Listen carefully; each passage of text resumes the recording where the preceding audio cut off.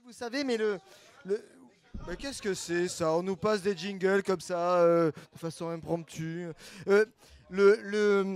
Faut vous le dire quand même, parce que le vendredi 24 au Rex, le Rex, c'est une salle Arnaud Bernard.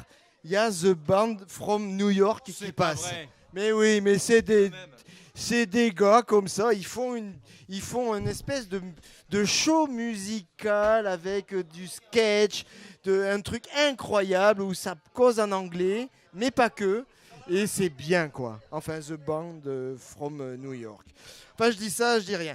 Mais nous avons la télé, non, la télé qui... La télé facile. La télé facile. Et là, aujourd'hui, la télé facile, c'est Fort Boyard of Throne.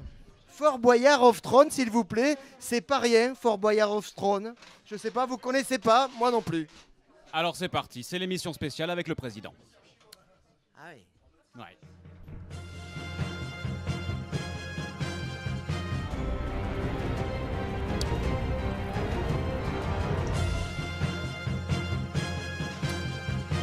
Bonsoir et bienvenue à tous sur le plateau de Fort Boyard of Thrones. Avec ce soir un invité très particulier puisqu'il s'agit de notre émission spéciale Président de la République qui vient avec nous faire le bilan de ses 3 premières années de mandat à la tête du pays. Monsieur le Président, bonjour. Bonjour à tous, merci de m'avoir invité. C'est tout naturel, Monsieur le Président. Alors sans perdre une minute, nous nous dirigeons dans l'antre du Père Fouras qui a une énigme pour vous. Alors avec plaisir, mafieux, vas-y Père Fouras. Père Foufou, c'est à vous. Alors, merci Patrick et bonsoir Monsieur le Président. Alors, voici mon énigme. Votre but est de me combattre. Les gens que je touche se trouvent désœuvrés. Les enfants ne me connaissent pas. Dans les années 60, je n'existais pas. Qui suis-je? Oui, le chômage? Excellent! Bravo, c'est le chômage. Ah, bravo. Bien joué, Monsieur le Président. Alors, vous connaissez la règle du jeu, donc tout de suite une question sur le chômage. Alors, comment comptez-vous améliorer la situation des 63% de chômeurs de notre pays? Bon, alors ça c'est très facile, c'est une question que je me doutais que vous alliez la poser, alors j'avais déjà écrit, enfin j'ai déjà une réponse. Alors, nous allons combattre le chômage grâce à de l'emploi, hein, que nous allons fournir à des gens qui n'en ont pas. Comme par exemple, alors c'est très simple, hein, on va remplacer toutes les machines de tickets de bus et de métro, on va les remplacer par des gens. Hein.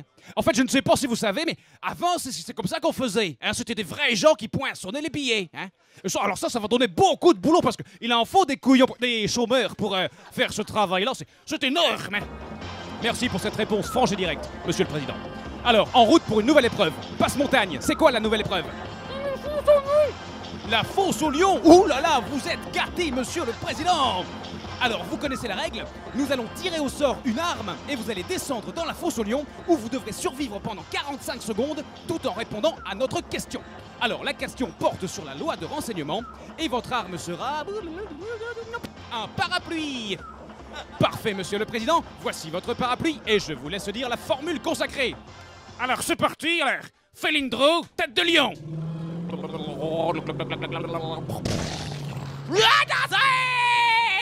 Alors, Monsieur le Président, vous m'entendez? Oui, j'entends très bien.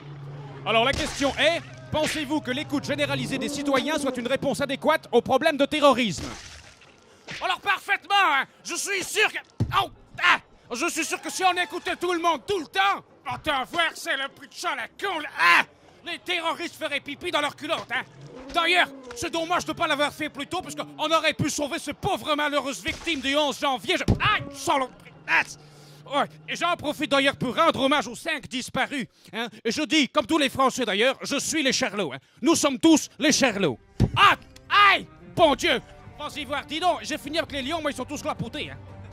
Bravo, Monsieur le Président, c'était splendide. Merci. Alors, la prochaine épreuve du Fort Boyard of Thrones, vous le savez, Monsieur le Président, c'est la plus cruelle, la plus difficile. Nous avons réuni votre équipe ministérielle et il va falloir choisir celui qui va mourir dans cet épisode. Oh, je sais bien, hein, c'est même ce qui donne le sel un peu à votre émission. Hein. Alors, nous les avons classés, vos ministres, par ordre de popularité, les préférés à droite et puis à gauche, ceux qu'on n'aime vraiment pas du tout. N'oubliez pas, Monsieur le Président, que vous serez jugé sur le caractère imprévisible et injuste du mort que vous allez désigner. Encore 3 secondes de réflexion et... Bing! C'est à vous, monsieur le président. Alors j'ai choisi quelqu'un de spécial, hein. Je pense qu'on va longtemps se souvenir de cet épisode de Fort Boyard of Thrones, hein.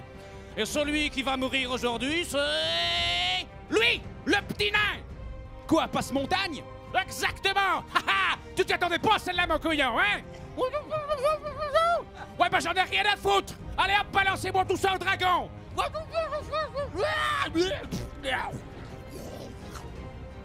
Eh bien, c'était une magnifique partie, monsieur le président. Bravo, je suis très heureux de vous avoir accueilli ici.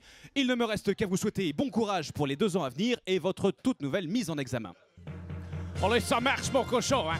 Regarde, tous les Français que nous écoutent, je dis, bon, merci bien. Bien, bien, merci encore de nous avoir suivis. Rendez-vous la semaine prochaine. Et d'ici là, je passe un appel aux chômeurs qui nous écoutent. S'il y a parmi vous un homme de petite taille et qui court vite, qu'il prenne contact avec l'émission. On a du travail pour lui. Merci beaucoup. Au revoir. Bravo. Merci Mathieu. Avec plaisir. Ah bah oui.